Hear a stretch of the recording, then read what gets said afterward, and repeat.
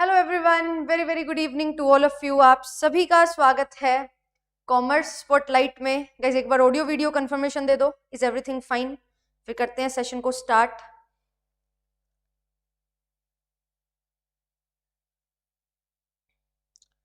Very good evening Ankit, Vinod, Neha, commerce UGC NET SET JRF, Nidhi musical, Kirti, key to success, Muskan, Shreya, Dawar, Kajal, Anshul, Vishal, welcome to the class guys. कैसे हैं आप सभी? Guys एक बार ऑडियो वीडियो कंफर्मेशन दे दो, इज एवरीथिंग फाइन? फिर सेशन को स्टार्ट करेंगे। आपका जो पेपर हुआ है एमपी सेट, उसकी आंसर की को डिस्कस करेंगे और फटाफट सभी के साथ लिंक को शेयर कर देना, क्योंकि बहुत इंपॉर्टेंट तरीके से जो है आपके लिए क्वेश्चंस की प्रैक्टिस होगी। ये सेशन सिर्फ एग्जाम के बाद आंसर की के लिए नहीं है, ये सेशन में हम चीज़ों को समझेंगे अच्छे से, ठीक है। और बहुत सारे कुछ नई चीज़ें जो है वो भी आपके लिए हैं। स्टैटिक पोर्शन काफ़ी सारा है जो सेट एग्जामिनेशन की एक खास बात होती है, उन चीज़ों को कवर करते हुए चलेंगे। एंड 2-4 क्वेश्चन इतने अच्छे हैं जो नेट एस्पिरेंट को ज़रूर कवर करने चाहिए, ठीक है। तो ये सारी चीज़ों को हम कवर करते हुए चलने वाले हैं। हेलो एवरीवन, जी बिल्कुल आप सभी का स्वागत है। WB सेट का भी कर देंगे भाई, आज टाइम मिला है थोड़ा सा तो मैंने MP सेट ले लिया। WB सेट शेयर कर देना, WB सेट को भी कवर कर लेंगे, ठीक है। चलो स्टार्ट करते हैं सेशन को। अगर आप फर्स्ट टाइम मुझे देख रहे हैं तो मेरा नाम आयुषी है, आपके लिए पेपर 1 एंड पेपर 2 कॉमर्स की क्लासेस प्रोवाइड करती हूँ। चैनल है अपना, चैनल को सब्सक्राइब कर लो, क्योंकि चैनल सब्सक्राइब करना बहुत ज़्यादा ज़रूरी है, क्योंकि आपको सारी नोटिफिकेशन मिल जाती है जब आप बेल आइकन प्रेस कर लेते हैं। एंड साथ ही साथ आपको क्लास की PDF मिल जाएगी, इसकी PDF मिल जाएगी JRF अड्डा एप्लीकेशन पे, तो एप्लीकेशन को डाउनलोड कर लो। टेलीग्राम चैनल है आपके लिए, आप लोग ज्वाइन कर सकते हैं। एंड मॉक टेस्ट जो है वो बहुत ज़्यादा इंपॉर्टेंट रहता है, और इसी चीज़ के चलते आपके लिए जो है JRF अड्डा लेके आ चुका है बिल्कुल free mock test Thursday and Sunday को, ठीक है। आई होप कि आपने सभी ने कल लगाया होगा मॉक टेस्ट, नहीं लगाया तो अगले थर्सडे, अब आने वाला जो थर्सडे है उस पर लगाना, संडे को लगाना। मॉक टेस्ट प्रैक्टिस करना बहुत ज़्यादा ज़रूरी है। एंड अगर आप पेड मॉक टेस्ट लेना चाहते हैं वो भी आप ले सकते हैं। साथ ही साथ सिलेक्शन बैच आपके लिए चल रहा है, ठीक है। और मेरा ये टाइम टेबल है, पूरा कॉमर्स की क्लासेस चलती हैं पेपर 1 के साथ, और ये क्लासेस को फॉलो करोगे बहुत अच्छे तरीके से आपकी पूरी अच्छी खासी तैयारी हो जाने वाली है। एंड अगर जून के लिए एनरोलमेंट लेना चाहते हैं तो जून के लिए भी पेड बैचेस आपके बहुत जल्द स्टार्ट होने वाले हैं, तो आप सभी जुड़ सकते हैं हमारे साथ, ठीक है। ये चीज को फोकस रखना है, ये जो क्लासेस हैं ये मिस आउट नहीं करनी है। 6 क्लास हो चुकी हैं, 7वीं क्लास 18 तारीख को होने वाली है, इसको जरूर ज्वाइन कर लेना है, राइट। क्वेश्चन देखते हैं। सेट ए है मेरा, ठीक है। अगर आपके पास भी सेट ए है तो यही क्वेश्चन की सीरीज होगी, अदरवाइज आप जो है अपने अकॉर्डिंग क्वेश्चन देख लेना। सबसे पहला जो हमारा सवाल है वो IB का है। Which one is not the objective of international monetary fund बोल रखा है। इसका क्वेश्चन जो है ना ये नेट में भी आया हुआ है इकोनॉमिक्स शिफ्ट में, ठीक है। और ये क्वेश्चन जो है ये मैंने देखा 2 जगह ये क्वेश्चन आया और दोनों जगह अलग अलग आंसर दे रखा है, राइट। तो यहाँ पे इसका जो क्वेश्चन बनेगा वो हमारे पास यहाँ पे होगा option number A, to promote international monetary cooperation. ये इसका जो है ऑब्जेक्टिव नहीं होता है, ठीक है।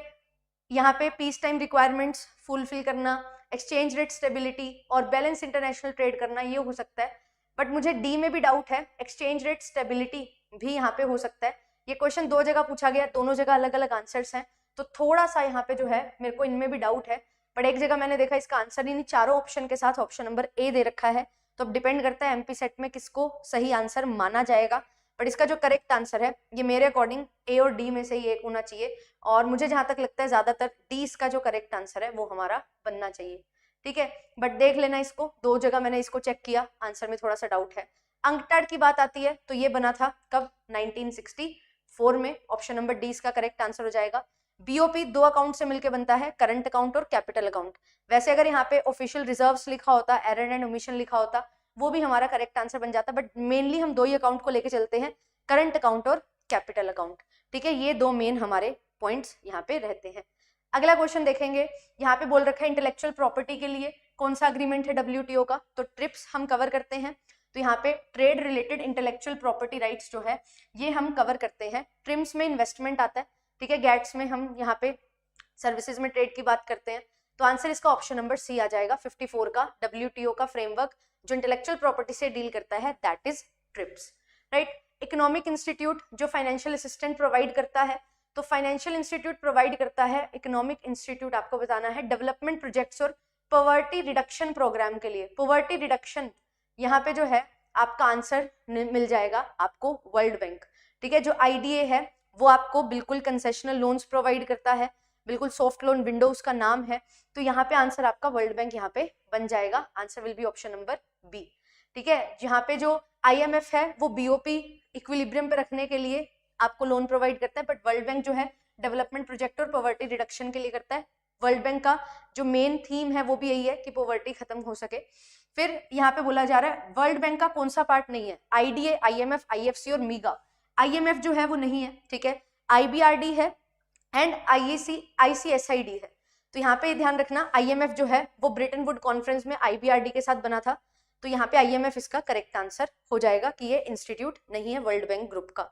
सार्क की कंट्रीज की बात कर रहे हैं तो चाइना जो है वो सार्क की कंट्री नहीं है, south Asian association for regional cooperation. ठीक है, इसको हम किस तरीके से याद रखते हैं, MBBS पेन से। ये स्टूडेंट ने मुझे बताया था लास्ट टाइम, MBBS पेन इसकी शॉर्ट फॉर्म है। ठीक है, तो मालदीव्स, बांग्लादेश, भूटान, यहाँ पे श्रीलंका, पाकिस्तान, अफगानिस्तान, इंडिया और नेपाल, ये 8 कंट्रीज हैं जो इसकी मेंबर्स हैं। फिर इसके बाद आता है next question, consumer protection act 1986 को किसने रिप्लेस किया है? तो 2019 का एक्ट है कोपरा, तो आंसर इसका हो जाएगा कंज्यूमर प्रोटेक्शन एक्ट 2019। कौन सा सिस्टम जो है वो इकोनॉमिक सिस्टम नहीं है, capitalism, socialism, mixed economy, federalism जो है ये नहीं है, ये एक अप्रोच है। ठीक है, नाफ्टा जो है किन कंट्री से मिलकर बना है? ये तो NTA का भी PYQ है, USA, कनाडा, मैक्सिको, और अब इसका नाम क्या हो चुका है? इसका नाम USMCA हो चुका है। नाफ्टा अब रिप्लेस कर दिया गया था, है ना, USMCA के साथ। तो USA, मैक्सिको और कनाडा इसका करेक्ट आंसर यहाँ पे बन जाएगा। अब बात आती है अकाउंटिंग के सवाल की। अकाउंटिंग के 2-3 क्वेश्चन बहुत जबरदस्त, बहुत ही बढ़िया पूछे हुए हैं, और वही जो है एक बढ़िया लेवल के सवाल थे। ये भी क्वेश्चन अच्छे हैं, बट स्टैटिक पोर्शन जैसा कि रहता है इंटरनेशनल बिजनेस में वो आपसे ज्यादा पूछा गया। अब इसके बाद देखो लिस्ट 1 और लिस्ट 2 की अगर हम बात करें तो आपसे अकाउंटिंग स्टैंडर्ड पूछ रखे हैं। अकाउंटिंग स्टैंडर्ड 1 डिस्क्लोजर का है, A का 3 होगा, ये 2 ऑप्शन तो गए। फिर अकाउंटिंग स्टैंडर्ड 7 की बात कर रखी है, कंस्ट्रक्शन कॉन्ट्रैक्ट, B का 1 हो जाएगा। ठीक है, C का जो है 19 लीजेस, C का 4 हो जाएगा। तो आंसर हमारा ऑप्शन नंबर C यहाँ पे निकल के आ जाएगा। 26 जो है ये हमारा रहता है इंटेंजिबल एसेट्स का। ठीक है, तो ये आपने ध्यान रखना है। अब ये अकाउंटिंग स्टैंडर्ड है, इनके इंडियन अकाउंटिंग स्टैंडर्ड्स भी आपको याद होने चाहिए। ठीक है, सबके ही। आज ही मैंने जो है पूरा क्रैश कोर्स में रिवाइज करवाया है, पेड में accounting and auditing unit, accounting पूरा रिवाइज किया है। तो मैं आशा करती हूँ जो भी ये पेड क्लास वाले देख रहे होंगे, मैंने उनको बोला था देखनी है, ये क्लास बहुत इंपॉर्टेंट है। तो मुझे जो है बाकी सभी भी और पेड वाले भी, सारे के सारे बच्चे इनके Indian accounting standard comment section में लिख के देंगे। ठीक है, साथ साथ होमवर्क लेते जाना, ये होमवर्क आपके लिए बहुत इंपॉर्टेंट होने वाला है, पेपर में यहीं से क्वेश्चन आएंगे। फिर इसके बाद देखो नेक्स्ट 62 क्वेश्चन, ये जो है हमारा प्रॉफिट शेयरिंग रेशियो का सवाल है। A, B और C पार्टनर्स हैं, 5-4-3 में रेशियो शेयर कर रहे हैं। अब जो है एक पर्सन इसमें से रिटायर हो रहा है, ठीक है, C रिटायर हो रहा है और उसका शेयर लिया है A और B ने 3:2 में। C का शेयर कितना है? 3/12। ये किसने लिया है? A ने लिया है 3/5 और B ने ले लिया है इसका शेयर यहाँ पे 2/5। तो इसको सॉल्व कर लो, 9/12 5 60 और 3 2 6/60। तो यहाँ पे हमारे पास 5/12 शेयर है, इसमें 9/60 जुड़ जाएगा। ठीक है, A का शेयर आ जाएगा, कितना बनेगा? 60, 5 25 प्लस 9 34, 34/60। ठीक है, और यहाँ पे जो है B का शेयर कितना बन जाएगा? 4/12 है, इसमें प्लस कर दो 6/60। तो यहाँ पे इसको सॉल्व करोगे, 5 4 20, 20 प्लस 6 26/60। तो 34 और 26 इसको कैंसिल आउट करोगे, ये 17 पे जाएगा और ये 13 पे जाएगा। तो 17:13, यानी कि ऑप्शन नंबर बी जो है वो हमारी नई रेशियो निकल के आ जाएगी। ठीक है, आंसर क्या हो जाएगा? आंसर हो जाएगा हमारा ऑप्शन नंबर बी। तो बी इसका करेक्ट आंसर हो जाएगा। ये जो सवाल है ये है वेरी वेरी वेरी इंपॉर्टेंट, ये नेट लेवल से भी बढ़िया सवाल है, नेट में भी आज तक ऐसा सवाल नहीं आया। तो ये हमारा सवाल है पीवी रेशियो फाइंड करने का। जब हम इनकम स्टेटमेंट की बात करते हैं तो सेल्स में से वेरिएबल कॉस्ट माइनस करते हैं, कंट्रीब्यूशन आता है, इसमें से फिक्स्ड कॉस्ट माइनस करते हैं, हमारे पास प्रॉफिट निकल के आ जाता है। एंड हमारी पीवी रेशियो क्या होती है? Contribution by sales into 100। ये बेसिक फॉर्मूला है, पर एक फॉर्मूला और हमने सीखा हुआ है कि चेंज की बात करता है पीवी रेशियो, कि जो चेंज आया हमारा प्रॉफिट में या चेंज आया कंट्रीब्यूशन में, उसको डिवाइड कर दो जो चेंज आया आपकी सेल्स में, राइट। तो यहाँ पे हम चेंज को लेके चलेंगे। अब यहाँ पे देखो क्या बोल रखा है, ये जो x है ये सेल को रिप्रेजेंट कर रहा है, y जो है ये रिप्रेजेंट कर रहा है हमारी कॉस्ट को। मैंने यहाँ पे क्या लिया, x की वैल्यू 1 लाख ले ली, x की वैल्यू 1 लाख लेने पे y की वैल्यू आ गई 3,10,000, ठीक है। फिर मैंने x की वैल्यू को क्या किया, 2 लाख ले लिया, y की वैल्यू मेरे पास आ गई 3,80,000। तो मैंने यहाँ पे देखा ये जो y है ये कॉस्ट है ना, और ये जो x है ये हमारे पास क्या निकल के आ रहा है, ये हमारे पास निकल के आ रही है हमारी सेल्स। तो जितना चेंज आता है सेल्स में और हम देखते हैं कितना चेंज आ रहा है हमारे पास हमारे कंट्रीब्यूशन में, क्योंकि फिक्स्ड कॉस्ट जो है वो हमेशा कांस्टेंट रहेगी, वेरिएबल कॉस्ट की वजह से ही हमारी जो कॉस्ट बढ़ेगी, है ना। तो वेरिएबल कॉस्ट जितना यूनिट होगा उसके अकॉर्डिंग बढ़ती जाएगी। तो यहाँ पे आप चेंज निकालोगे, चेंज कितना आ रहा है, वाई में चेंज देखो, यहाँ पे आ रहा है 70,000 का चेंज और यहाँ पे आ रहा है 1 लाख का चेंज, ठीक है। तो यहाँ पे आपने चेंज देखा 70,000 का और यहाँ पे चेंज देखा 1 लाख का। तो यहाँ पे ये जो चेंज है ये वेरिएबल कॉस्ट की वजह से आ रहा है, क्योंकि यहाँ पे ये जो 70 लाख का चेंज है, हर लाख पे 70,000 का चेंज आ रहा है, ये वेरिएबल है। और यहाँ पे मेरे पास जो यहाँ पे चेंज आएगा कंट्रीब्यूशन का, वो आएगा मेरे पास 30,000 का, ठीक है। वो चेंज आएगा मेरे पास 30,000 का, क्योंकि यहाँ पे जो प्रॉफिट में चेंज होगा या कंट्रीब्यूशन में चेंज होगा वो वेरिएबल कॉस्ट माइनस करके आता है। सेल्स में से वेरिएबल कॉस्ट माइनस होती है तो कंट्रीब्यूशन का चेंज आता है। तो यहाँ पे हमारे पास 30,000 ओवर 1 लाख इंटू 100 आप करोगे, 30% की मेरी पीवी रेशियो जो है वो निकल के आ जाएगी। तो आंसर इसका यहाँ पे बन जाएगा ऑप्शन नंबर ए, ठीक है। इस क्वेश्चन का आंसर ऑप्शन नंबर ए निकल के आ जाएगा। अगला क्वेश्चन देखो, अगला क्वेश्चन क्या है यहाँ पे, क्वेश्चन नंबर 64। ये बोल रहा है मटेरियल यील्ड वेरिएंस से कौन सा फॉर्मूला रिलेट नहीं कर रहा। जब भी हम मटेरियल यील्ड की बात करते हैं, हम जो रेट लेते हैं या कॉस्ट लेते हैं वो स्टैंडर्ड कॉस्ट लेते हैं। यहाँ पे क्या ही आ रहा है, स्टैंडर्ड यील्ड, ये आंसर गलत है। तो हमारे लिए यही आंसर क्या हो जाएगा, सही हो जाएगा, हमारा ऑप्शन आ जाएगा, क्योंकि हम जो एक्चुअल यील्ड है और जो रिवाइज्ड यील्ड होती है फॉर स्टैंडर्ड वो हम लेके चलते हैं। तो यहाँ पे सारी जगह स्टैंडर्ड कॉस्ट है बट यहाँ पे स्टैंडर्ड यील्ड है, तो ये हमारा जो है बिल्कुल गलत आंसर यहाँ पे बन जाएगा। बट यहाँ पे भी रिवाइज्ड यील्ड आना चाहिए था, बट अगर रिवाइज नहीं लेते, कभी कभी बुक में स्टैंडर्ड ही लिखा होता है, वो यही होता है कि जो आपका स्टैंडर्ड है और जो रिवाइज्ड है वो सेम आ गया उस वजह से। तो यहाँ पे ये स्टैंडर्ड यील्ड हो ही नहीं सकता था, इसीलिए यहाँ पे आंसर मैं इसको ऑप्शन नंबर सी लेके चलूंगी। एबीसी सिस्टम जो है उसमें 3 टाइप के कॉस्ट ड्राइवर्स होते हैं, तो ट्रांजैक्शन, ड्यूरेशन और इंटेंसिटी, ये हमारा करेक्ट आंसर होगा। और ये नेट में भी जब मार्च फेब में पेपर हुआ था उसमें भी ये पेपर में क्वेश्चन आ रखा है। तो याद रखना, हमारे ABC costing always better control नहीं है, ये एक्टिविटी बेस्ड कोस्टिंग है, ठीक है, कोस्टिंग की बात हो रही है। तो एबीसी सिस्टम में हम कॉस्ट ड्राइवर्स के अकॉर्डिंग कॉस्ट निकालते हैं, अपनी ओवरहेड्स को एब्जॉर्ब करते हैं। तो ट्रांजैक्शन, ड्यूरेशन और इंटेंसिटी, ये हमारे 3 बेसिस हैं जिसमें हम डिवाइड करते हैं। अगला क्वेश्चन देखेंगे, वेयर गॉट वेयर गोज, कहाँ से मिला और कहाँ गया। वेरी वेरी इंपॉर्टेंट और बहुत बेसिक सी चीज है, कहाँ से पैसा आया और कहाँ गया। Sources and application of fund, और sources and application of fund ये हम देखते हैं फंड फ्लो स्टेटमेंट में, वर्किंग कैपिटल में कितना चेंज आया, कितना फंड फ्रॉम ऑपरेशन आया, कितना सोर्सेज और एप्लीकेशन हुआ फंड का, ये हम फंड फ्लो स्टेटमेंट में देखते हैं। आंसर इसका ऑप्शन नंबर बी हो जाएगा। और फंड फ्लो स्टेटमेंट इन चारों में से ऐसी स्टेटमेंट है जो फाइनेंशियल स्टेटमेंट नहीं है। कैश फ्लो, साथ ही साथ बैलेंस शीट और प्रॉफिट एंड लॉस, ये तीनों फाइनेंशियल स्टेटमेंट है। ये जो बैलेंस शीट है और ये P&L है, ये हमें शेड्यूल 3 के अकॉर्डिंग बनाना पड़ता है of companies act 2013। And part A जो है उसमें बनता है हमारा यहाँ पे बैलेंस शीट, और पार्ट बी जो है उसमें हमारा बनता है P&L। और जो कैश फ्लो स्टेटमेंट है AS3 और इंड AS7 के तहत हमें बनाना होता है, सभी लिस्टेड कंपनी के लिए जरूरी है। और ऐसी कंपनी जिनका टर्नओवर जो है वो मोर देन 50 लाख है, इनके लिए भी कैश फ्लो स्टेटमेंट बनाना अनिवार्य होता है। तो आंसर यहाँ पे आ जाएगा ऑप्शन नंबर बी। और इसके रिलेटेड भी मैंने आपको चीजें बता दी। फंड फ्लो स्टेटमेंट जरूरी नहीं होता, ये बिल्कुल डिपेंड करता है ओनर पे या फिर मैनेजर्स पे कि वो बनाना चाहते हैं या नहीं, ठीक है। और यहाँ पे कैश फ्लो में हम कैश का फ्लो देखते हैं, फंड फ्लो में हम वर्किंग कैपिटल में चेंजेस हैं उनको ऑब्जर्व करते हैं। आगे देखो, स्टेटमेंट 1, 2 और 3 दे रखी है, जस्ट इन टाइम से रिलेटेड है, इन्वेंट्री मैनेजमेंट की टेक्निक है, बहुत ही बढ़िया। तो जस्ट इन टाइम का मतलब है मटेरियल तभी एक्वायर करना जब हमें कस्टमर का ऑर्डर आया है, मतलब जब कस्टमर का ऑर्डर आया तभी सामान मंगवाया और बना के दे दिया। तो इन्वेंट्री को ज्यादा स्टोर करने की जरूरत नहीं, ज्यादा झंझट नहीं होता, तो ये बात तो सही है। जस्ट इन टाइम एक सप्लाई पुश मैन्युफैक्चरिंग सिस्टम है मैम, ये सप्लाई पुश नहीं सप्लाई पुल है, ठीक है। तो सप्लाई पुल मैन्युफैक्चरिंग सिस्टम है, तो यहाँ पे ये स्टेटमेंट जो है गलत हो जाएगी। सेकंड ऑप्शन गलत होते ही तीनों स्टेटमेंट गलत, आंसर आ जाएगा ऑप्शन नंबर बी। तो बी इसका करेक्ट आंसर हो जाएगा। यहाँ पे जस्ट इन टाइम को लीन प्रोडक्शन भी बोलते हैं, ये बात भी बिल्कुल सही है। ठीक है, ये चीज को ध्यान में रखना है। आगे देखेंगे payment of dividend out of capital, ये किस में रेस किया गया था, ये मुझे नहीं याद आया। ठीक है, तो ये जो है इसको अभी वेट कर लो, मेरे को इसका आंसर एग्जैक्ट याद नहीं है।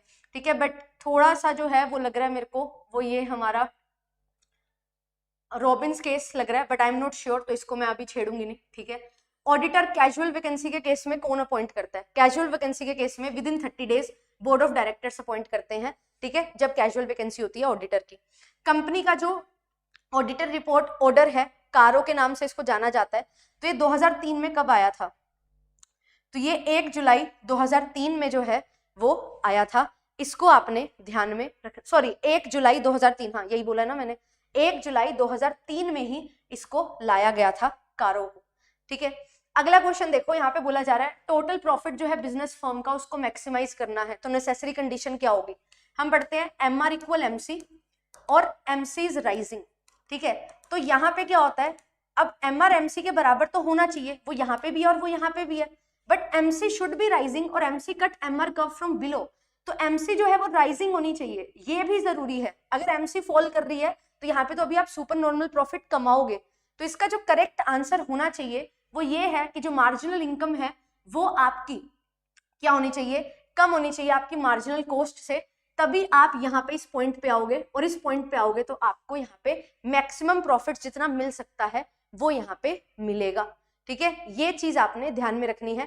टोटल प्रॉफिट को मैक्सिमाइज करना है, सुपर नॉर्मल प्रॉफिट की बात नहीं कर रहा, टोटल प्रॉफिट को मैक्सिमाइज करने की बात कर रहा है। तो सेकंड कंडीशन जो है ना कि MC curve should cut MR curve from below, वो यहाँ पे फुलफिल होगा। ठीक है, ये मैंने परफेक्ट कंपटीशन में बताया। अगर हमारे पास इस तरीके से है तो उसमें भी इसी तरीके से हम जो है यहाँ पे लेके चलते हैं, और यही हमारे पास मैक्सिमम प्रॉफिट अर्न करने का पॉइंट रहता है। फिर इसके बाद आता है in which of the following the law of demand does not apply, तो गिवन गुड्स में अप्लाई नहीं होता, पॉजिटिव रिलेशन होता है।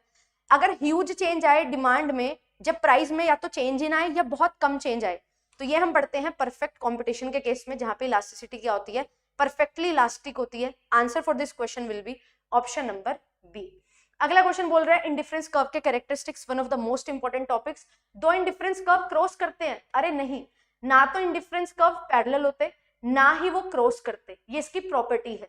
ठीक है, तो आंसर हो जाएगा ऑप्शन नंबर 1, गलत दे रखा है। हाँ, कन्वेक्स होता है, बिल्कुल लेफ्ट टू राइट होता है, ये भी बात सही है। अपर इंडिफरेंस कर्व ज्यादा सेटिस्फेक्शन देता है, ये बात भी सही है। और जब इंडिफरेंस कर्व के हम कॉम्बिनेशन लेते हैं, इसको इंडिफरेंस मैप बोलते हैं, ये भी आपने ध्यान में रखना है। ठीक है, और इसका स्लोप क्या होता है? MRS is the slope of indifference curve, marginal rate of substitution. ठीक है, और ये डिमिनिशिंग होता है, ये भी पेपर में आ सकता है। आगे देखिए, सेकंड स्टेज है जब लॉ ऑफ वेरिएबल प्रोपोर्शन की, लॉ ऑफ प्रोडक्शन से रिलेटेड, तो यहाँ पे क्या चीज होगी?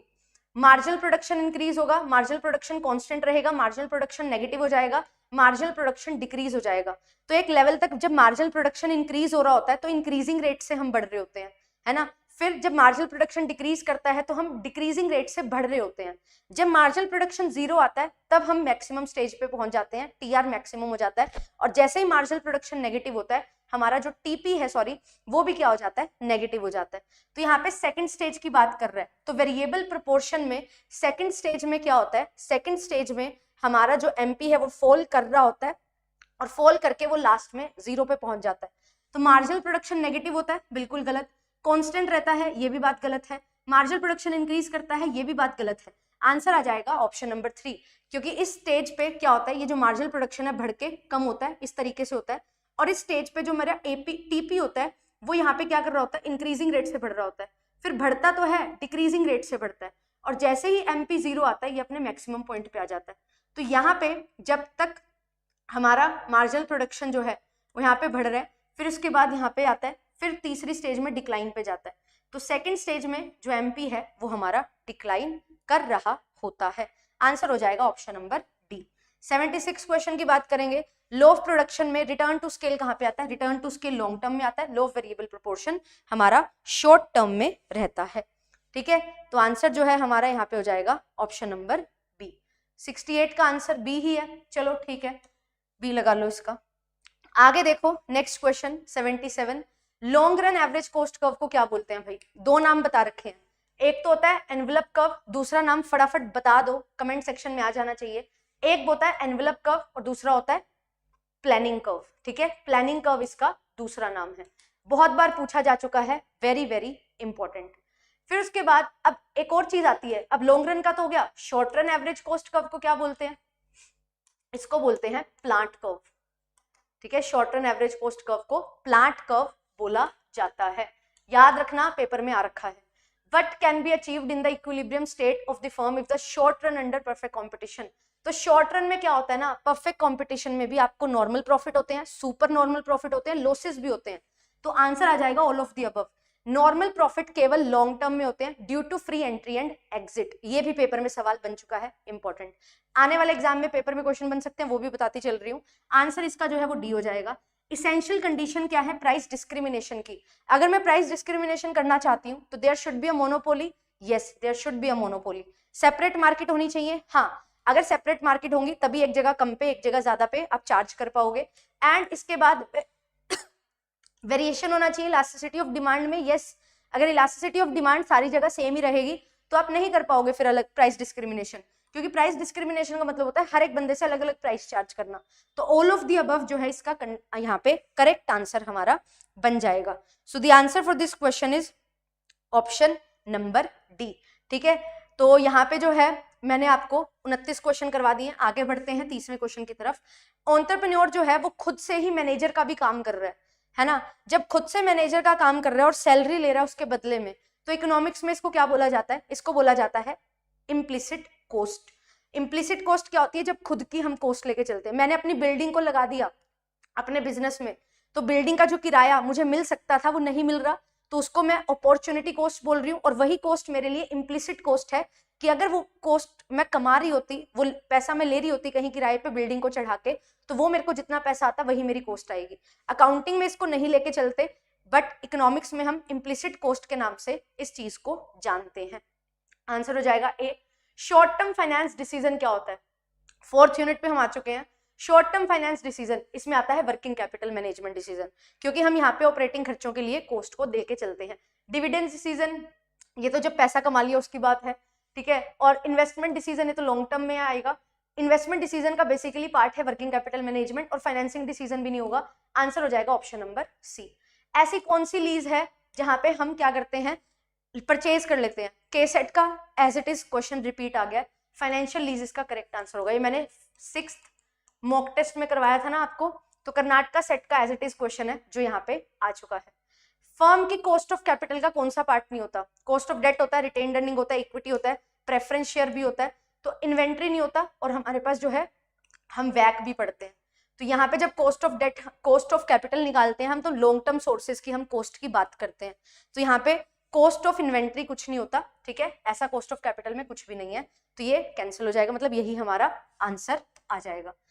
ड्रॉबैक क्या है high level of debt maintain करने का, अगर मेरा कैपिटल स्ट्रक्चर क्या है, जिस मेरे पास कैपिटल स्ट्रक्चर में डेट और इक्विटी होता है, डेट ज्यादा है तो क्या होगा, डेट ज्यादा से तो मैम फायदा हो जाता है, आपको टैक्स का बेनिफिट मिलता है बिल्कुल, पर डेट एक और चीज लेके आता है अपने साथ, फिक्स्ड इंटरेस्ट जो आपको पे करना ही पड़ेगा, जो चार्ज अगेंस्ट प्रॉफिट होगा, तो कंट्रोल होगा एग्जिस्टिंग शेयर होल्डर का, जी नहीं, यहाँ पे तो इक्विटी कम है। लोअर कॉस्ट ऑफ कैपिटल होगा, ये तो है, पर ये तो अच्छी बात है। Increase in the financial risk due to fixed interest liability, yes, financial risk हमारा ज्यादा हो जाता है, फाइनेंशियल लीवरेज हमारा बढ़ जाता है, तो यहाँ पे ये खतरा हो सकता है। शेयर होल्डर की वेल्थ बढ़ेगी, अरे ये तो हम चाहते हैं ना, है ना, तभी तो ट्रेडिंग ऑन इक्विटी करते हैं।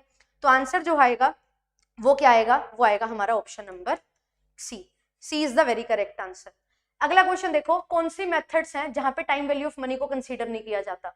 चिल्ला चिल्ला के बता रखे हैं, ट्रेडिशनल मेथड है, मॉडर्न मेथड है। ट्रेडिशनल मेथड में टाइम वैल्यू ऑफ मनी को नहीं लिया जाता, ARR आता है उसमें, और हमारे पास पेबैक पीरियड आता है और रेसिप्रोकल पेबैक, तो इनमें नहीं होता, बाकी सब में जो है टाइम वैल्यू ऑफ मनी को लिया जाता है। ऑपरेटिंग साइकिल क्या होता है, ऑपरेटिंग साइकिल होता है जब आपके पास आपने रॉ मटेरियल लिया, रॉ मटेरियल लेके work in progress finish good बनाए, सेल किया, सेल करने के बाद अपने डेटर से पैसा रियलाइज किया, तो कैश जब कैश में कन्वर्ट हुआ, दैट इज ऑपरेटिंग साइकिल। तो time required for manufacturing product, नहीं। Acquiring raw material to collecting cash from sales, yes. Time period placing order and delivery of product, no. Overall life span of the product, no. Answer यहाँ पे आ जाएगा option number ए। अगला सवाल है secondary participant कौन नहीं है सिक्योरिटाइजेशन प्रोसेस का। बहुत ही इंपॉर्टेंट यहाँ पे एसेट सिक्योरिटाइजेशन हमारा रहता है। तो यहाँ पे आपसे पूछ रहे हैं सेकेंडरी पार्टिसिपेंट यहाँ पे कौन नहीं है, यानी कि प्राइमरी पार्टिसिपेंट की बात कर रखी है। तो यहाँ पे मैं आपको लिखवा देती हूँ primary participants in asset securitisation, है ना, और सेकेंडरी पार्टिसिपेंट्स। तो प्राइमरी पार्टिसिपेंट्स जो है वो आते हैं ओरिजिनेटर, वो आता है हमारे पास special purpose vehicle SPV, and आता है हमारे पास इन्वेस्टर। ये कौन है? ये हमारे प्राइमरी हैं। तो इनमें से है क्या कोई? मैम स्पेशल पर्पस व्हीकल है, आंसर हो जाएगा ऑप्शन नंबर सी। बाकी सेकेंडरी में आते हैं, कौन कौन होते हैं? ऑब्लिगेटर्स आते हैं हमारे पास, आरपीए, आरपीए क्या होता है? रिसीविंग एंड पेइंग एजेंट, ठीक है। देन आता है हमारे पास रेटिंग एजेंसी, एंड हमारे पास आता है मर्चेंट बैंक्स। ये लोग जो हैं ये सेकेंडरी पार्टिसिपेंट्स होते हैं, ठीक है। ये याद रखना बहुत ज्यादा जरूरी है। और जिनके पास पेड बैच है वो 3rd क्लास देख लेना फाइनेंस की, उसमें एसेट सिक्योरिटाइजेशन करवा रखा है, ठीक है, लास्ट 3rd क्लास में। आगे देखेंगे क्वेश्चन नंबर 88, और आपको भी मिल जाएगा ये, कम्युनिटी को छांट लेना थोड़ा सा। कम्युनिटी पे मैंने एक एसेट सिक्योरिटाइजेशन को एक पेज पे कवर किया था पेड क्लास में, उसका स्क्रीनशॉट शेयर किया था, तो कम्युनिटी पे देख लेना, अदरवाइज मैं शेयर कर दूंगी, ठीक है। आगे देखो how many nation signed the article of agreement. तो जब बना था ब्रिटेन वुड कॉन्फ्रेंस 1944 में, तो 29 लोग थे, ठीक है। 29 यहाँ पे है ही नहीं ऑप्शन में, तो 30 लगा दूंगी मैं। अभी फिलहाल कितने हैं? अभी 190 हैं। 190 कंट्रीज हैं जो IMF का पार्ट है, ठीक है। 190 कौन सी है? एंडोरा। ADR जो है वो लिस्ट होंगे। अब अमेरिकन डिपॉजिटरी रिसीट है, तो ये अमेरिका के स्टॉक एक्सचेंज पे लिस्ट होंगे, ठीक है। तो कहाँ होंगे? न्यूयॉर्क में, नेस्डेक में और NYSE मार्केट में, ओनली लग्जमबर्ग में, ओनली लंदन स्टॉक एक्सचेंज में। कहाँ पे होंगे? Ma'am New York stock exchange America में है, तो आंसर हो जाएगा ऑप्शन नंबर सी। अगला क्वेश्चन देखेंगे, स्पेक्यूलेटर्स जो क्या करते हैं, सामान जो करेंसी है वो सेल करते हैं और सोचते हैं कि फ्यूचर में क्या हो जाएगी, ये करेंसी सस्ती हो जाएगी, फिर खरीद लेंगे। तो ये क्या है? ये मार्केट के मिसमैच को यूज करके अपना फायदा लेना चाहते हैं, तो इनको बोला जाता है आर्बिट्रेजर्स, ठीक है। और ये स्पेक्यूलेटर ऐसे हैं जो रिस्कलेस प्रॉफिट कमाते हैं, तो इनको आर्बिट्रेजर बोला जाता है, रिस्कलेस प्रॉफिट। इस बार जो है पेपर में आया भी था, आर्बिट्रेजर, स्पेक्यूलेटर, हेजर और स्कैल्पर्स, इस तरीके से मैच द कॉलम में क्वेश्चन था। अगला क्वेश्चन देखेंगे, ये है हमारा स्टैट्स का सवाल, 4 यूनिट हो चुकी है। Probability of getting all tails in 5 throws. 5 बार कॉइन को टॉस किया, 5 बार टेल आना चाहिए, तो ये क्या होगा? यहाँ पे 5 बार आना चाहिए मैम। हम ऐसे कर सकते हैं, एक बार आने की प्रोबेबिलिटी 1/2, दूसरी बार भी 1/2, तीसरी बार भी 1/2, 4th टाइम भी 1/2 और 5th टाइम भी 1/2। ये तो हो गया सिंपल तरीका, आंसर आ जाएगा 1/32, ठीक है। एक और होता है बाइनोमियल डिस्ट्रीब्यूशन, यूज कर लो। मैम सक्सेस क्या है? प्रोबेबिलिटी ऑफ सक्सेस क्या है मेरे लिए? प्रोबेबिलिटी ऑफ सक्सेस है 1/2। प्रोबेबिलिटी ऑफ फेलियर क्या है? फेलियर की प्रोबेबिलिटी भी 1/2 है। हेड आना सक्सेस है, टेल आना सक्सेस है, हेड आना फेलियर है। तो मैं 5 बार कॉइन को टॉस कर रही हूँ, तो NCR P raised to the power R into Q raised to the power N minus R। 5C5, 5 में से 5 बार आ जाना चाहिए, 5C5। प्रोबेबिलिटी ऑफ सक्सेस क्या है? 1/2, ठीक है। P से इसको शो किया जाता है और इसको फेलियर को Q से, इसकी पावर 5 आएगी, Q की पावर क्या है? Q क्या है? 1/2, और 5 में से 5 माइनस होगा 0, तो 5C5 ये बनता है 1, 1/2 की पावर 5, 1/32, और 1/2 की पावर 0 इज 1 ओनली। तो यहां से करोगे, यहां से भी 1/32 आ जाएगा। आंसर आपका होगा ऑप्शन नंबर डी। दोनों तरीके से कर लो, आंसर सेम ही आएगा। ये बेसिक हो गया, ये बाइनोमियल डिस्ट्रीब्यूशन की हेल्प से मैंने इसको सॉल्व कर दिया। अगला सवाल देखो, सेकंड क्वार्टाइल जो है वो किसके बराबर होता है? Q2, ये होता है मीडियन के बराबर। So the answer for this question will be option number B. अगर टोटल वेरिएंस 625 है तो स्टैंडर्ड डेविएशन क्या होगा? वेरिएंस जो है वो क्या होता है? स्टैंडर्ड डेविएशन का स्क्वायर होता है। तो वेरिएंस अगर 625 है तो n स्क्वायर होगा, n की वैल्यू निकालनी है, 625 का रूट, आंसर आ जाएगा 25। तो n की वैल्यू यानी कि स्टैंडर्ड डेविएशन क्या आ जाएगा? 25, option number B. Skewness negative होना चाहिए भाई, स्क्यूनेस नेगेटिव होना चाहिए, तो नेगेटिव होना चाहिए, तो यहाँ पे आएगा मीन, यहाँ पे आएगा मीडियन, यहाँ पे आएगा मोड, क्योंकि सबसे ऊपर उठा हुआ है कर्व, तो मोड सबसे ज्यादा है। तो जहाँ पे मीन जो है वो छोटा है मीडियन से, मीडियन छोटा है हमारा मोड से, वो हमारा नेगेटिव स्क्यूनेस होता है। तो देख लो मोड कहाँ है बड़ा, मोड बड़ा है मीन से, आंसर इज 1। ठीक है, मीडियन और मीन नहीं, मोड और मीन का देख लो रिलेशन, तो यहाँ पे यही मुझे दिखाई दे रहा है, यहाँ पे तो मीन बड़ा है, ये तो पॉजिटिव स्क्यूनेस का है, यहाँ पे मीन बड़ा है मीडियन से, ये भी मेरा पॉजिटिव स्क्यूनेस है, मीन मीडियन है, ये नॉर्मल कर्व क्या यहाँ पे क्या है हमारा रिलेशन दिखा रहा है। ठीक है, तो आंसर ए हो जाएगा। अगला क्वेश्चन देखो, n की वैल्यू 16 है, प्रोबेबल एरर है 0.085 और आपको 2/3 की वैल्यू 0.6745 दे रखी है। अब आपको r की वैल्यू निकालनी है, तो हमने ये सीखा हुआ है कि r कैसे निकलता है। यहाँ पे जो स्टैंडर्ड एरर होता है वो क्या होता है 1 - r² डिवाइडेड बाई √n, और प्रोबेबल एरर क्या होता है 2/3 ऑफ स्टैंडर्ड एरर होता है। अच्छा जी, ठीक है, अब यहाँ पे प्रोबेबल एरर मेरे को दे रखा है 0.085। ठीक है, अब ये प्रोबेबल एरर है जो कि क्या होता है 2/3 ऑफ स्टैंडर्ड एरर होता है। तो अब मैं स्टैंडर्ड एरर को ये लिख सकती हूँ कि ये 3/2 ऑफ प्रोबेबल एरर होता है, लिख सकती हूँ क्या, बिल्कुल लिख सकती हूँ, और स्टैंडर्ड एरर इसके बराबर है, तो मैं ये लिख सकती हूँ कि प्रोबेबल एरर का 3/2 1 - r² होता है, बिल्कुल लिख सकती हूँ। प्रोबेबल एरर कितना है 0.085, इसको 3/2 करेंगे मल्टीप्लाई 1 - r² और ये 16 का रूट हो जाएगा 4। ठीक है, इसको आप सॉल्व करोगे, इससे इसको कैंसिल कर लो, 2 पे चला जाएगा। ठीक है, ये हो जाएगा 6 × 0.8085, 6 × 0.085 और ये हो जाएगा 1 - r² के बराबर। इसको आप सॉल्व करेंगे, आपके पास जो है r² की वैल्यू आ जाएगी 0.49। सॉल्व करना, इसको r को इधर ले आना, इसको इधर ले जाना, 0.049 आ जाएगा, r की वैल्यू आ जाएगी 0.7। 0.7 जो है वो यहाँ पे यानी कि ऑप्शन नंबर डी यहाँ पे हमारा करेक्ट आंसर निकल के आ जाएगा। D is the very very correct answer. अगला क्वेश्चन देखेंगे, यहाँ पे है 96, which will be the first step of starting research. ठीक है, रिसर्च स्टार्ट करनी है तो पहला स्टेप क्या होगा, सिलेक्ट करेंगे, प्रॉब्लम फाइंड करेंगे, सर्च करेंगे या आइडेंटिफाई करेंगे। मैम आइडेंटिफाई करते हैं, हम लिटरेचर रिव्यू करते हैं, देन देखते हैं अच्छा ये गैप रह गया है, फिर उस पर काम करते हैं। तो डी इसका करेक्ट आंसर हो जाएगा। जब मोर देन 2 पॉपुलेशन हो, 2 पॉपुलेशन या 2 से ज्यादा पॉपुलेशन, तो ये क्या होता है, ये होता है अनोवा। ठीक है, बाकी सब में एक पॉपुलेशन होती है, अनोवा जो है टी टेस्ट का एक्सटेंशन है और ये वेरिएंस को एनालाइज करता है, और कब, जब 2 या 2 से ज्यादा पॉपुलेशन हो जाए, बाकी सब एक पॉपुलेशन की बात करते हैं। ठीक है, जेड टेस्ट में क्या होता है, सैंपल साइज जो होता है मोर देन 30, टी टेस्ट में लेस देन 30 होता है सैंपल साइज, और यहाँ पे क्या होता है, यहाँ पे हमें मीन पता होता है बट स्टैंडर्ड डेविएशन अननोन होता है। ठीक है, बट यहाँ पे क्या होता है, स्टैंडर्ड डेविएशन जो है वो नोन होता है। ठीक है, काई स्क्वायर में क्या होता है, यहाँ पे हमारे पास 50 डिग्री, एन की वैल्यू 50 होनी चाहिए सो दैट हमारा करेक्ट रिलेशन आए, और ऑब्जर्व्ड फ्रीक्वेंसी और एक्सपेक्टेड फ्रीक्वेंसी का डिफरेंस हम लेके चलते हैं काई स्क्वायर में। काई स्क्वायर जो है ये एक पैरामीट्रिक टेस्ट भी हो सकता है, इसीलिए यहाँ पे इसको ना तो हम नॉर्मल डिस्ट्रीब्यूशन लेते ना ही डिस्क्रीट, ये दोनों हो सकता है। इस बार जून के पेपर में भी क्वेश्चन इससे रिलेटेड आया था, और ये क्या है, डिग्री ऑफ फ्रीडम पे बेस्ड होता है, और इसकी डिग्री ऑफ फ्रीडम क्या होती है C-1 और R-1। ठीक है, ये जो है टी टेस्ट, इसमें N1 + N2 - 1 हो जाएगा, N1 - 1 ये डिग्री ऑफ फ्रीडम होती है, जेड टेस्ट में डिग्री ऑफ फ्रीडम होती ही नहीं है। ठीक है, इस तरीके से इसको याद रखना है, यहाँ से क्वेश्चन पूछे जाते हैं। देन इसके बाद ये क्वेश्चन आ रहा है हमारा कि परसेंटेज ऑफ एरर आपको +2 दे रखा है, एस्टिमेटेड वैल्यू 500 है, एक्चुअल वैल्यू क्या होगी। तो परसेंटेज ऑफ एरर का फॉर्मूला होता है एस्टिमेटेड वैल्यू, इसको लिख लो अपने नोट्स में, minus actual value divided by actual value into 100। ये परसेंटेज एरर का हमारा क्या है, फॉर्मूला है।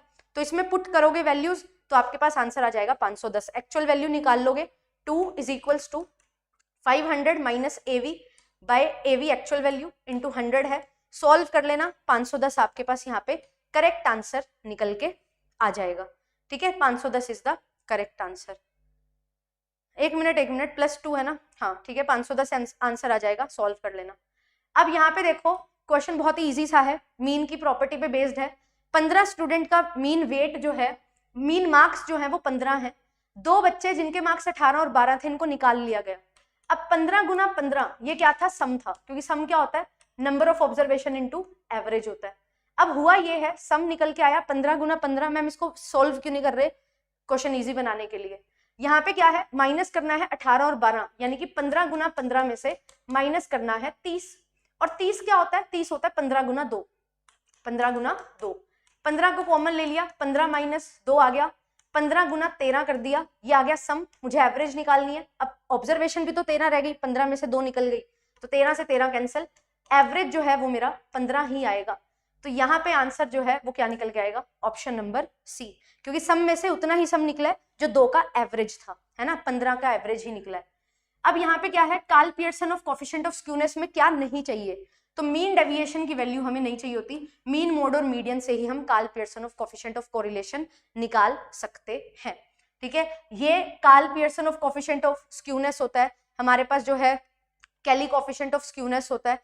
ठीक है, ये आपको समझना है पूरा का पूरा। तो प्रयास बैच में मैंने सेशन लिया हुआ है स्क्यूनेस और कुर्टोसिस के नाम से, वहां से मैंने करवा रखा है, बहुत डिटेल में कर लेना, प्रयास बैच में आपको मिल जाएगा, प्लेलिस्ट चैनल पे ही है।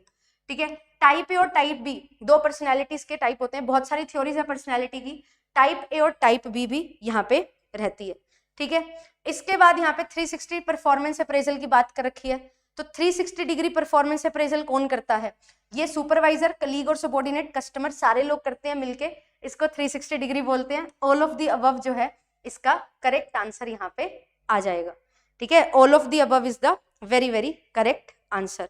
यहाँ तक सबको समझ आ रहा है, आंसर की डिस्कस कर रहे हैं हम लोग, तो ठीक है, थोड़ा फास्टली मैं चल रही हूँ, एंड आई होप कि आपको टॉपिक जो है वो समझ आ रहे होंगे कौन से हैं। ठीक है, चलिए आगे देखिए। ठीक है, मैं डाउट ले लूंगी, ठीक है, अभिलाषा देख लेते हैं। ठीक है, आगे देखो, ट्रेनिंग नीड्स असेसमेंट क्या क्या इंक्लूड करते हैं। तो यहाँ पे जब ट्रेनिंग की बात होती है, ऑर्गेनाइजेशनल एनालिसिस, रिसोर्स का यूटिलाइजेशन, ऑर्गेनाइजेशन, क्लाइमेट चेंज। अब ट्रेनिंग एक एम्प्लॉय को हम प्रोवाइड करते हैं, और ट्रेनिंग का मेन पर्पस क्या होता है कि वो आपके अकॉर्डिंग जो आप काम करवाना चाहते हो वो कर सके इजिली और एफिशिएंटली, है ना। तो यहाँ पे ऑर्गेनाइजेशन का एनालिसिस, रिसोर्स यूटिलाइजेशन और ऑर्गेनाइजेशन क्लाइमेट एनालिसिस, तो यहाँ पे सारी चीजों को कंसीडर किया जाता है। ऑल ऑफ द अबव यहाँ पे करेक्ट आंसर आ जाएगा। अब हमारे पास मोटिवेशन की थ्योरीज हैं, 2 फैक्टर थ्योरी हर्सबर्ग की है। ठीक है, मैकग्रेगर जो है वो थ्योरी एक्स एंड वाई की बात करता है कि एक्स पर्सनैलिटी वाले लोग कौन होते हैं, एक्स पर्सनैलिटी वाले लोग होते हैं जिनको क्या चाहिए, जिनको हर काम बताना पड़ता है कि भाई ये कर ले, ये कर ले, पनिशमेंट मिलेगी, वो चीजें। जो वाई पर्सनैलिटी होते हैं वो कौन होते हैं, जो खुद से ही काम करने की कोशिश करते हैं कि भाई मेरे को अच्छे से अच्छा काम करना है, सेल्फ ड्रिवन होते हैं। तो यहाँ पे आंसर मैकग्रेगर हो जाएगा। विलियम आउचिन की जेड थ्योरी है, ठीक है, ये याद रखना। ईआरजी थ्योरी जो है एल्डरफर की है, ठीक है, एग्जिस्टेंस, रिलेटेडनेस और ग्रोथ की बात करते हैं, और ये तीनों हमारे किससे रिलेट करते हैं, जो हमारी नीड हायरार्की थ्योरी है उससे। तो ये एल्डरफर और जो हमारी नीड हायरार्की थ्योरी है मैस्लो की, उससे यहाँ पे रिलेट होता है, बट इसका आंसर जो है वो मैकग्रेगर हो जाएगा, थ्योरी एक्स और Y. Advantage of training received by employees, अगर ट्रेनिंग दी जा रही है एम्प्लॉइज को तो इसके क्या क्या एडवांटेज होंगे, प्रोडक्टिविटी इंक्रीज होगी, वेस्टेज ऑफ मटेरियल कम होगा, और सुपरविजन होगा, कम हो जाएगा सुपरविजन। बिल्कुल सही बात है, तीनों चीजें होंगी। अगर आपको ट्रेन कर दिया जाएगा तो देयर इज नो नीड कि आपको कोई सुपरवाइजर चाहिए कि जो आपको देखे हर बार कि कैसा काम कर रहा है, सही कर रहा है या नहीं कर रहा, है ना। प्रोडक्टिविटी बढ़ जाएगी, और रिड्यूस्ड वेस्टेज ऑफ मटेरियल, कि अब आप सीख चुके हो, अब जान चुके हो कि किस तरीके से आप काम करेंगे, तो वेस्टेज ऑफ मटेरियल कम हो जाएगा, क्योंकि आप समझ जाओगे कि काम करना कैसे है ना, तो आप एफिशिएंटली काम करोगे। एफिशिएंसी और इफेक्टिवनेस, यही मेन काम होते हैं मैनेजमेंट के, तो ये काम अगर आप सीख जाओगे तो बस ट्रेनिंग का यही काम होता है। आंसर आ जाएगा ऑप्शन नंबर डी। मैनेजमेंट एक आर्ट है of getting things done through people, ये किसने बोला है, मैरी पार्कर फॉलेट का ये जो है यहाँ पे कोट है। आंसर आ जाएगा ऑप्शन नंबर ए।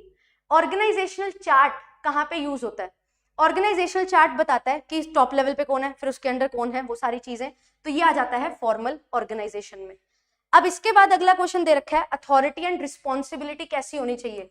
भाई जितनी अथॉरिटी दे रहे हो ना उसी के हिसाब से रिस्पॉन्सिबिलिटी दोगे।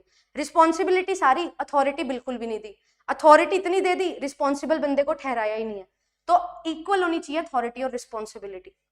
स्ट्रक्चर, बिहेवियर और स्ट्रेस किसके टाइप हैं, तो स्ट्रक्चर, बिहेवियर और स्ट्रेस ये है हमारे इंटरव्यू के टाइप। ठीक है, स्ट्रेस इंटरव्यू में क्या होता है, ऐसी कंडीशन क्रिएट कर दी जाती है जहां पे आपके लिए सोचना बहुत मुश्किल हो जाता है, आपको स्ट्रेस के अंदर डाला जाता है और ये देखा जाता है कि आप उस पर्टिकुलर सिचुएशन में कैसे एक्ट करोगे, तो ये इंटरव्यू का टाइप होता है। ठीक है, सैलरी, पेमेंट, मोटिवेशन और जॉब एनालिसिस नहीं, यहाँ पे जो है इंटरव्यू इसका करेक्ट आंसर हो जाएगा according to me. Job analysis में ये चीज नहीं होती, जॉब एनालिसिस में तो जॉब डिस्क्रिप्शन और जॉब स्पेसिफिकेशन की हम बात करते हैं। ठीक है, तो आंसर इसका ए होगा। विच of the following is not a traditional method, traditional method कौन सा नहीं है, रैंकिंग और ग्राफिक तो ट्रेडिशनल ही है, यहाँ पे क्रिटिकल इंसिडेंट मेथड और बार्स मेथड जो है ये हमारे नॉन ट्रेडिशनल में आते हैं, मॉडर्न में। बट क्रिटिकल इंसिडेंट को हम ट्रेडिशनल भी बोल सकते हैं, क्योंकि यहाँ पे एक इंसिडेंट के बेसिस पे जज किया जाता है कि किस तरीके से लोग जो है वो बिहेव कर रहे हैं, उनकी परफॉर्मेंस को अप्रेज किया जाता है।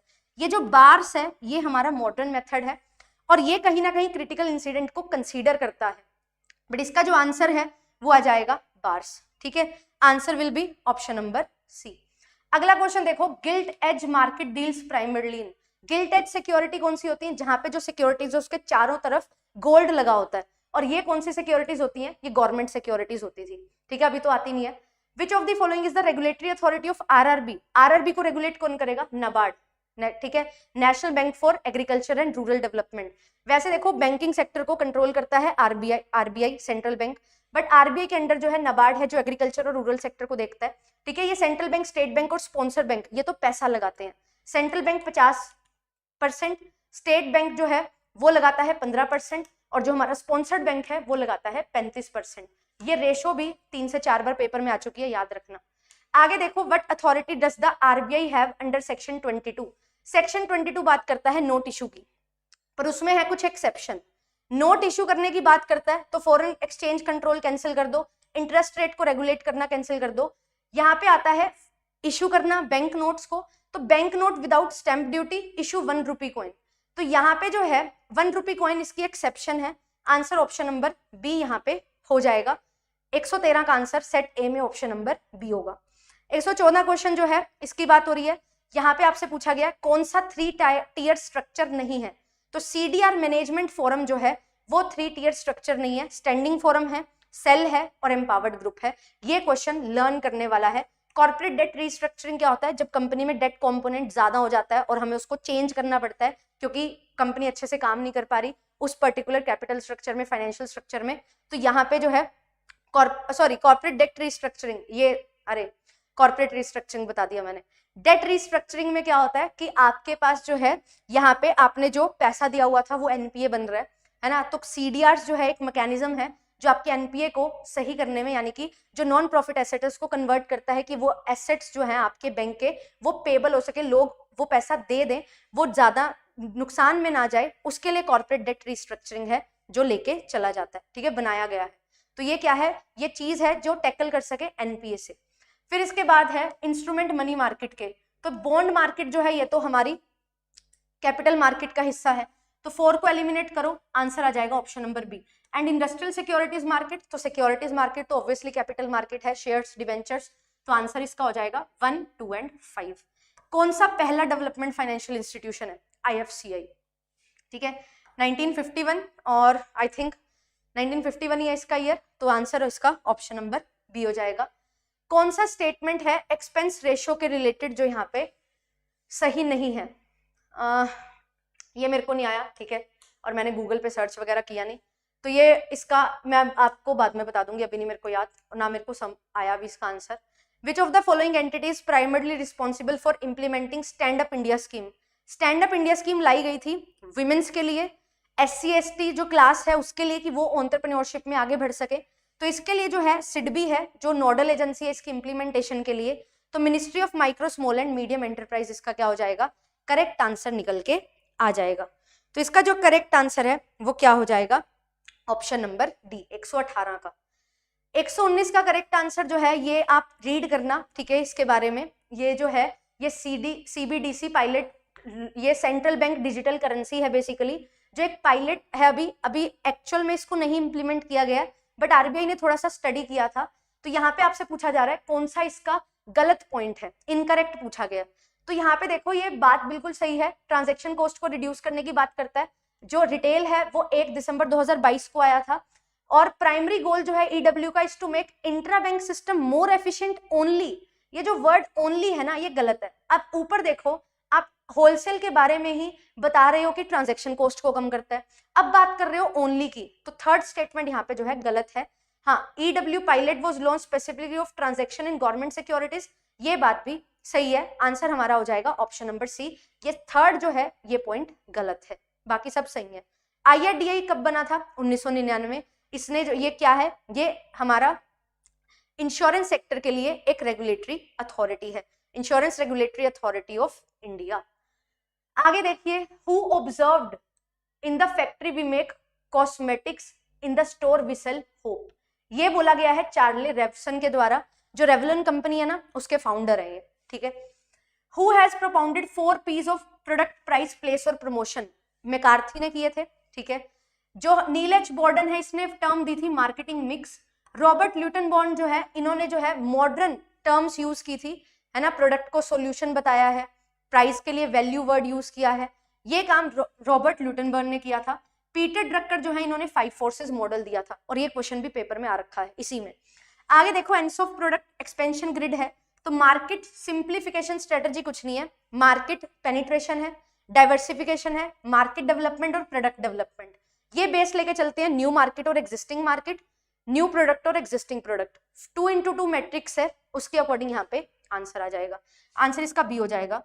National council for applied economic research, इन्होंने इंडियन कंज्यूमर को 5 तरीके से डिफाइन किया है, ठीक है। इंडियन कंज्यूमर को क्या किया है, 5 तरीके से डिफाइन कर रखा है। और वो 5 तरीके कौन से हैं? 5 तरीके के कस्टमर, ये बोलते हैं कस्टमर होता है वेल्दी, है ना, पैसे वाला। कस्टमर होता है कंजम्पशन क्लास, लिख लो, ये नेट के पेपर में भी आ सकता है। क्लाइंबर CLIMBER, एस्पिरेंट और डेस्टिट्यूट्स। Now it is your work कि आप इसको रीड करेंगे अच्छे से, गूगल कर लेना, आ जाएगा, ठीक है। 5 तरीके के कस्टमर हैं, इनको पढ़ना है आपने, ये इस पेपर की थोड़ी लर्निंग है। सर्विक्वल मॉडल जो है, ठीक है, मेजर करते हैं सर्विस क्वालिटी, वो किसने डेवलप किया है? सर्विस क्वालिटी हम यहाँ पे जो है परशुरामन का नाम यहाँ पे आ जाएगा, आंसर ए हो जाएगा, ठीक है। ये तीनों नहीं है, सी इसका करेक्ट आंसर है।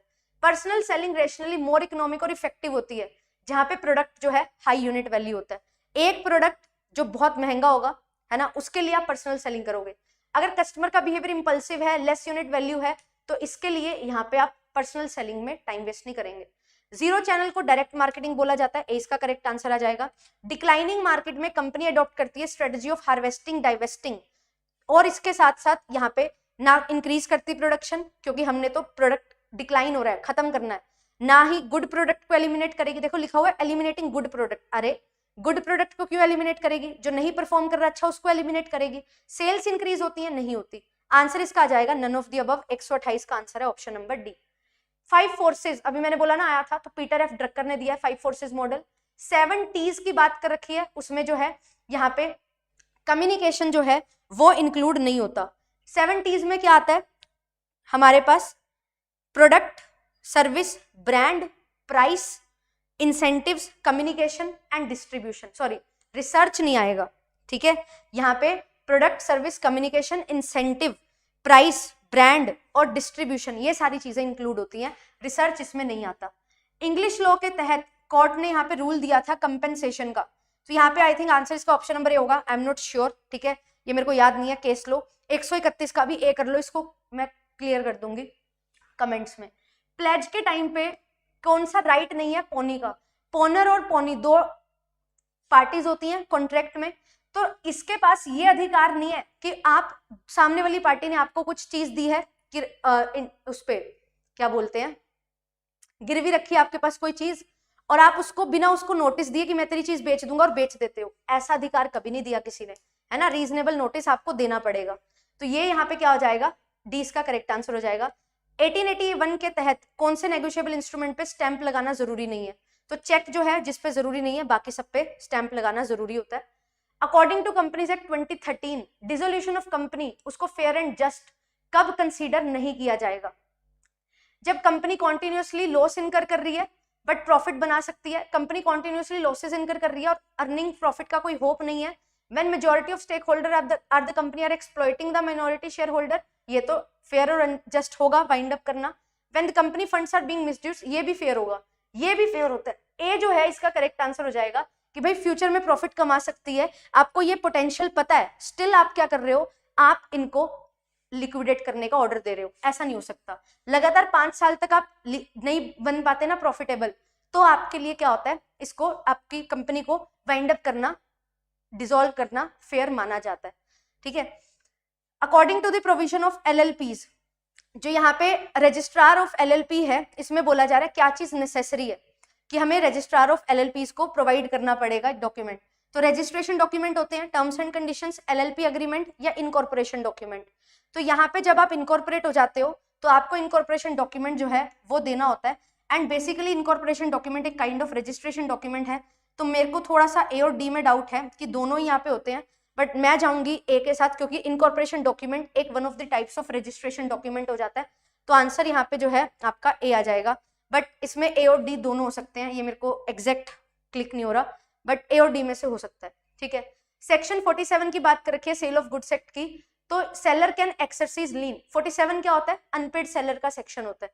ठीक है, जब यहाँ पे when the goods are sold on a stipulation as to credit, तो यहाँ पे आप सेलर जो है अपना लीन एक्सरसाइज कर सकते हैं only upon the order of the court when the buyer become insolvent, when the seller become insolvent.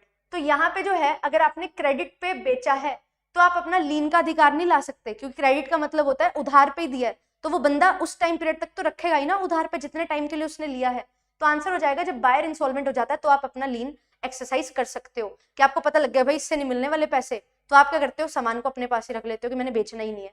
ठीक है, 137 का आंसर क्या होगा यहाँ पे, मेन ऑब्जेक्टिव क्या है कंपटीशन एक्ट का, प्रिवेंट करना competition in the Indian market, अरे नहीं, प्रमोट करना सस्टेनेबल कंपटीशन, बिल्कुल सही, प्रमोट करना कंपटीशन इंटरनेशनल मार्केट में, रिस्ट्रिक्ट करना फॉरेन गुड्स को, हम इंडियन मार्केट की बात करते हैं तो प्रमोट और सस्टेन कंपटीशन की बात करते हैं, 20 का करेक्ट आंसर आ जाएगा।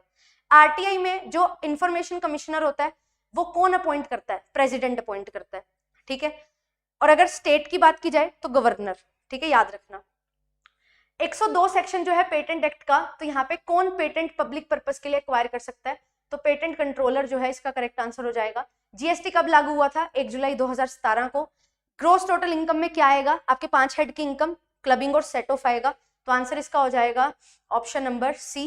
ठीक है, क्लबिंग सेट ऑफ सब कुछ आ जाता है, हाँ डिडक्शन नहीं आती क्योंकि जीटीआई में से डिडक्शन माइनस होती है, फिर आपके पास टोटल इनकम आती है। ठीक है, तो आंसर इसका सी हो जाएगा, डी नहीं होगा। और on the basis of residential status, Nepal का बिजनेस है कंट्रोल इंडिया से किया जा रहा है, नेपाल में इनकम मिल रही है, आउटसाइड इंडिया है और आउटसाइड इंडिया ही हो रहा है, तो यहाँ पे क्या है, ordinary resident and not an ordinary resident के लिए ये इनकम टैक्सेबल हो जाएगी। ठीक है, 80G 100%, तो ये आता है prime minister national relief fund में। Drought relief fund Nehru, Indira Gandhi है ना, राजीव गांधी, उसमें 50% मिलता है। इनकम फ्रॉम सैलरी 4 लाख है, लॉस हो गया 50,000 का, लॉन्ग टर्म कैपिटल लॉस जो है वो 40,000 का है। देखो इनकम फ्रॉम हाउस प्रॉपर्टी जो है वो हमारे पास नहीं सेट ऑफ होता किसी भी हेड से, पर 2 लाख तक मैम सेट ऑफ हो सकता है ना, किसी भी हेड से हो सकता है क्या, एक्सेप्ट सैलरी होता है या सैलरी से भी, मैम सैलरी से भी हो जाता है 2 लाख तक। ठीक है, और जो लॉन्ग टर्म कैपिटल लॉस है ये तो सिर्फ लॉन्ग टर्म कैपिटल गेन से ही सेट ऑफ होता है। तो यहाँ पे 2023-24 में मेरी इनकम कितनी आएगी, तो 4 लाख मेरी इनकम फ्रॉम सैलरी है, 50,000 का सेल्फ ऑक्यूपाइड का यहाँ पे क्या है मेरा लॉस आ रहा है, सेल्फ रेजिडेंस के लिए मैंने घर यूज किया है, तो यहाँ पे मेरी इनकम कितनी हो जाएगी, यहाँ पे मेरी इनकम जो है 3,50,000 हो जानी चाहिए।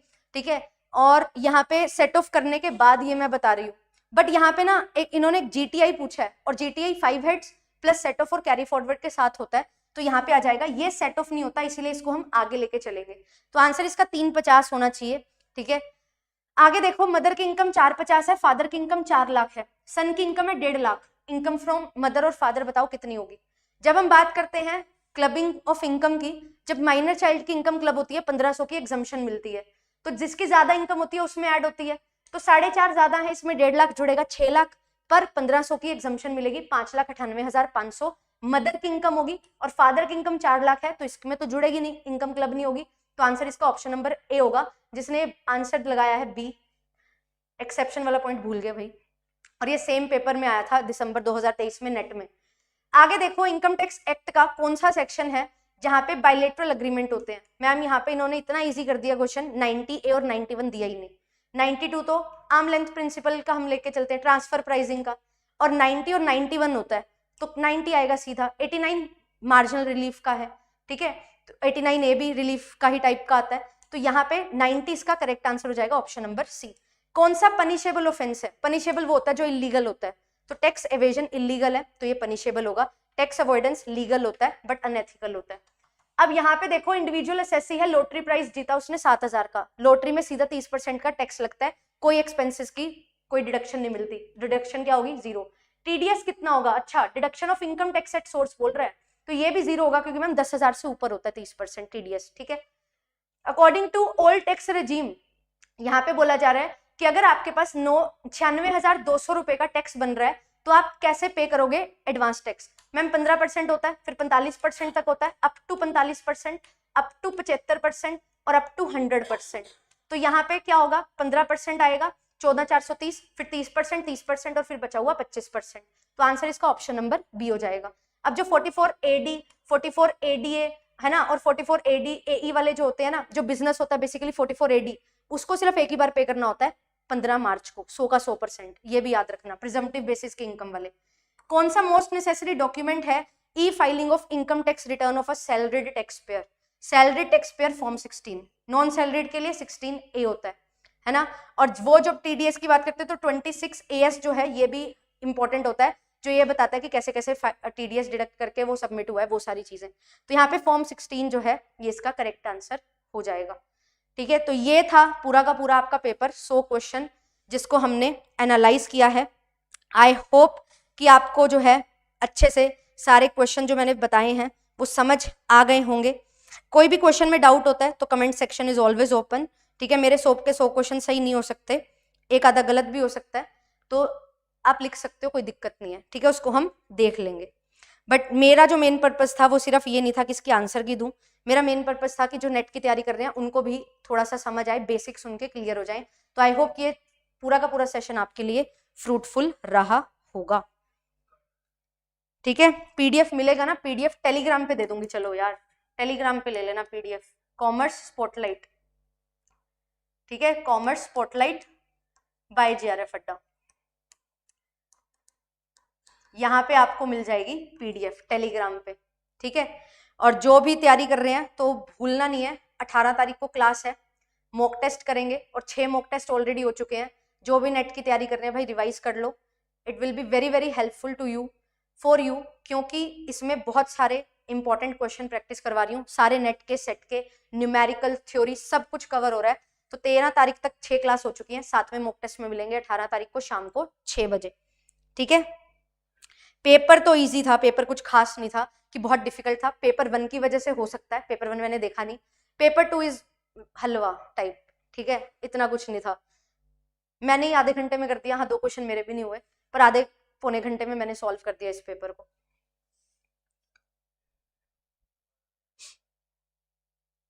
ठीक है। चलो तो फटाफट लाइक शेयर कर देना सबके साथ, चैनल को सब्सक्राइब कर लो, करते नहीं हो कोई बात नहीं, ठीक है, फिर मेरी क्लासेस भी आनी बंद हो जाएंगी तो सब्सक्राइब कर लो, ठीक है। जब तक चल रहे हैं तो सब्सक्राइब भी कर लिया करो, क्लास अच्छी लगती है नहीं लगती है बता दिया करो कमेंट्स में।